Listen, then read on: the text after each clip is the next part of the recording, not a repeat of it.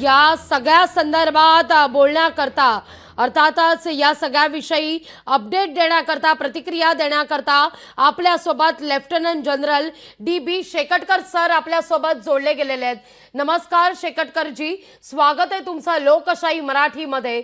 सातत्यानं जय हिंद, सातत्यानं जे म्हटलं असायचं की भ्याड हल्ला घ्या बदला, आणि आज मात्र तो बदला घेण्यात आलेला आहे. अगदी बरोबर आहे. आपल्या राष्ट्रीय नेतृत्वामध्ये पंतप्रधानांनी, संरक्षण मंत्री, गृहमंत्री, परराष्ट्र मंत्री यांनी सर्वांनी ही ग्वाही दिली होती की जो हल्ला पाकिस्तानच्या निर्देशात आतंकवाद्यांनी पहलगाममध्ये केला त्याचं आम्ही उत्तर देऊ, आम्ही सोडणार नाही.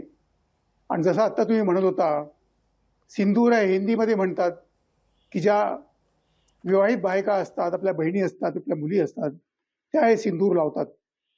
आणि त्यामध्ये जे मारले गेले त्यात एक अधिकारी होते, त्यांची पत्नी, त्यांचं लग्न फक्त 11 दिवसच झाले होते आणि 11 दिवसात ती विधवा झाली. तिच्या कुंकू पुसलं गेलं. आणि ह्याकरता मला वाटतं ह्या ऑपरेशनचं नाव ऑपरेशन सिंदूर असं दिलं गेलेलं आहे. आणि बरोबर आहे की जर तुम्ही आमच्या मुलींचं, आमच्या बहिणींचं, आमच्या मातांचं सिंदूर पुसला तर आम्ही तुम्हाला तोच जबाब देऊ जो तुम्हाला कळतो. हा झाला पहिला गोष्ट आहे. आणि ह्याकरता ऑपरेशन सिंदूर हे नाव ठेवले गेलेले आहे. ह्याच्यामध्ये काल रात्री 2 वाजताच्या जवळपास जवळजवळ 9 ठिकाणावर ते हल्ले केले गेलेले आहे.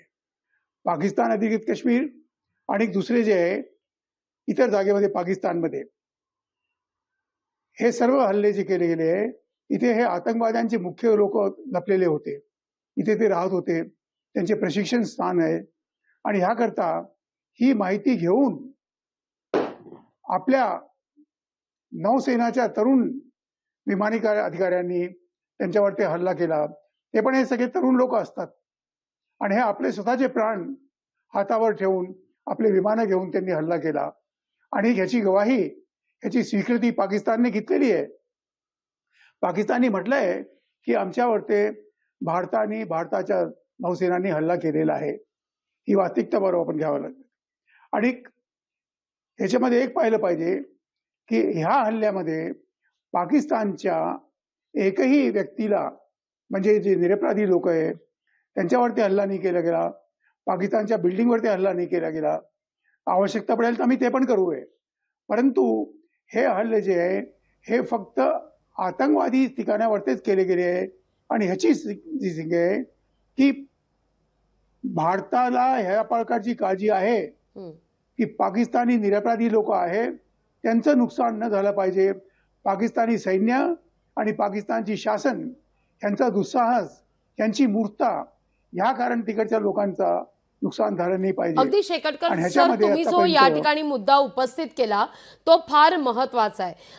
वारंवार खरं तर नेमक्या याच मुद्द्यावर मग अजित डोवाल यांच्या नेतृत्वात असू दे किंवा पंतप्रधान नरेंद्र मोदी आणि केंद्रीय गृहमंत्री अमित शहा यांच्या नेतृत्वामध्ये वारंवार बैठका होत होत्या. अगदी रात्री उशिरापर्यंत मोदींच्या निवासस्थानी सुद्धा या सगळ्या संदर्भात बैठका केल्या जायच्या.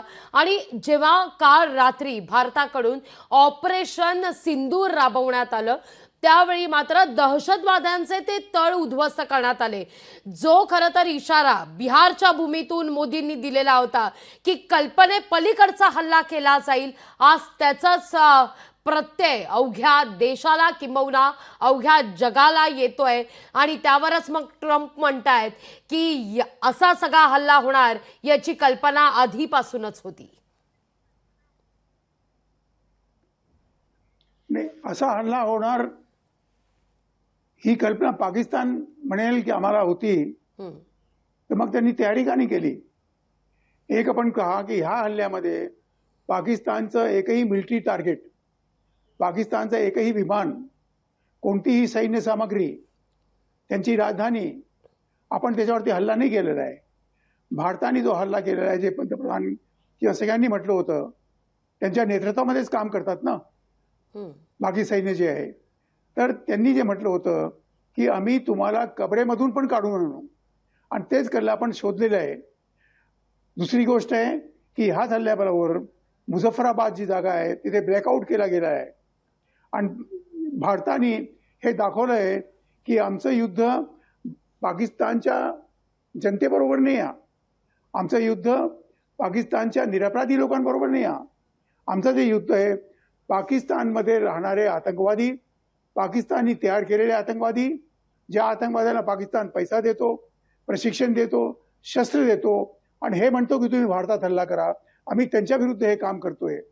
आपण लक्षात घ्या मॅडम, 19/11च्या हल्ल्यानंतर उसामा बिन लादेन ह्याला पाकिस्तानी कॅन्टोन्मेंटमध्ये शरण दिली होती आणि ही माहिती अमेरिकेला होती आणि ते रात्री आले, त्याला हेलिकॉप्टरने नेलं आणि त्याची डेड बॉडी समुद्रामध्ये पळवली.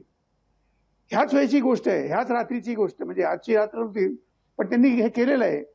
त्याचा नुकसान दुसऱ्या कुणाला झाला नाही आणि भारत पण याची तीच नीती आहे की भारतीय कारवाई विरुद्ध आम्ही दुसऱ्या लोकांचं नुकसान होऊ देणार नाही.